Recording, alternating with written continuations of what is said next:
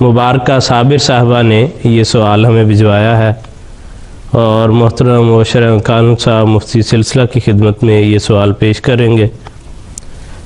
کل صاحب انہوں نے سوال پوچھا ہے کہ جس کے کوئی 2-3 حصے بن جاتے ہیں،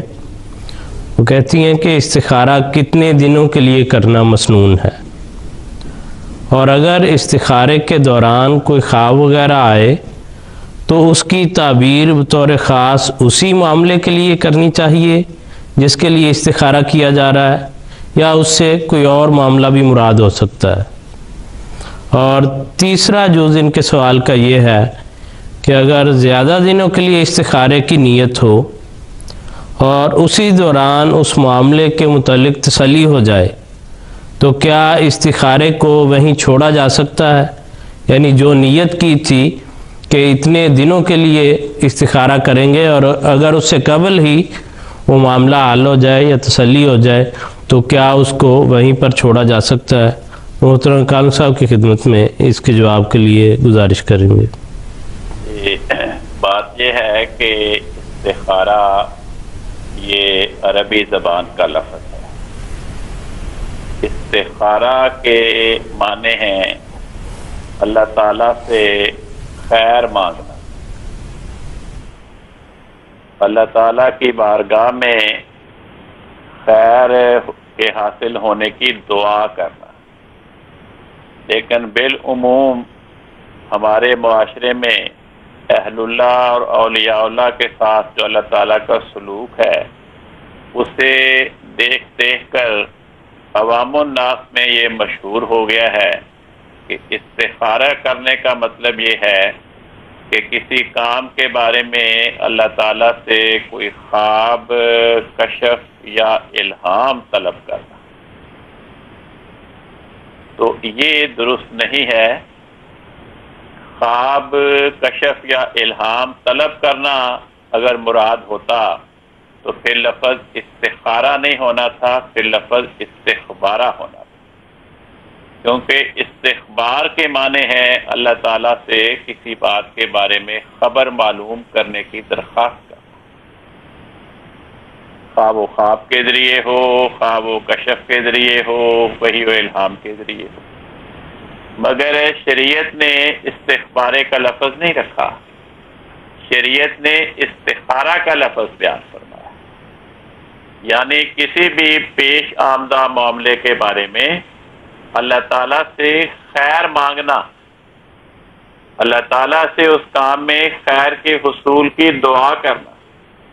اب رہ گئی یہ بات کہ کتنے دنوں کے لیے کرنا مسنون ہے۔ بات یہ ہے کہ انبیاء اور اولیاء یوں تو ساری عمر ہی روزانہ ہی خیر کی دعائیں مانگتے ہیں، اور جب تک کوئی کام ہو نہیں جاتا مسلسل اس کے لیے دعائیں کرتے رہتے ہیں، سوائے اس کے کہ خدا تعالیٰ کی تقدیر میں وہ بات نہ ہونی ہو اور ان کو کسی ذریعے سے خواب، کشف یا الہام کے ذریعے سے پتہ چل جائے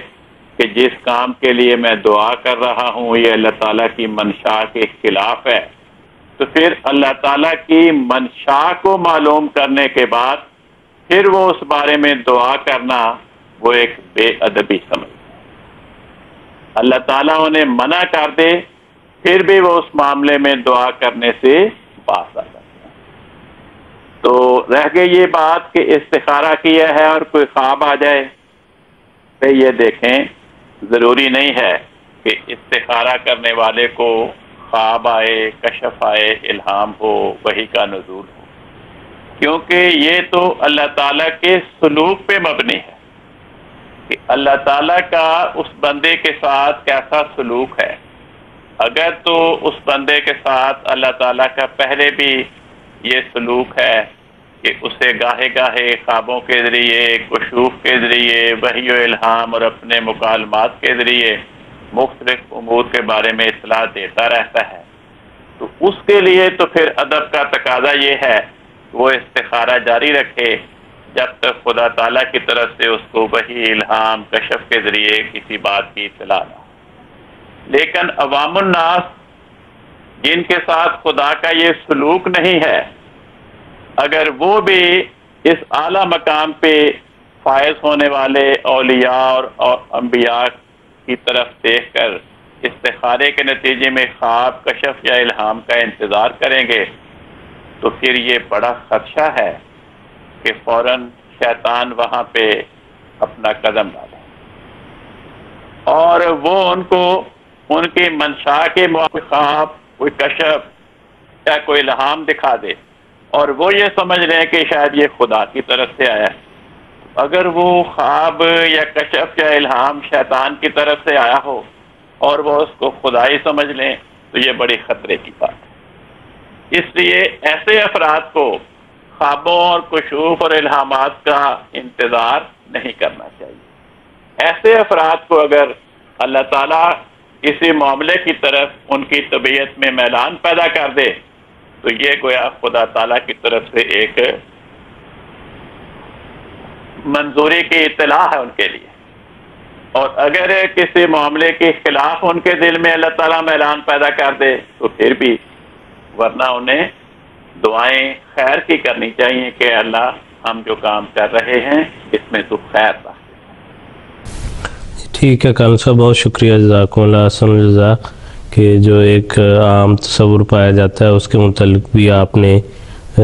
تفصیل بیان فرما دیا اور وضاحت کر دی ہے کہ دراصل استخارے سے کیا مراد ہے۔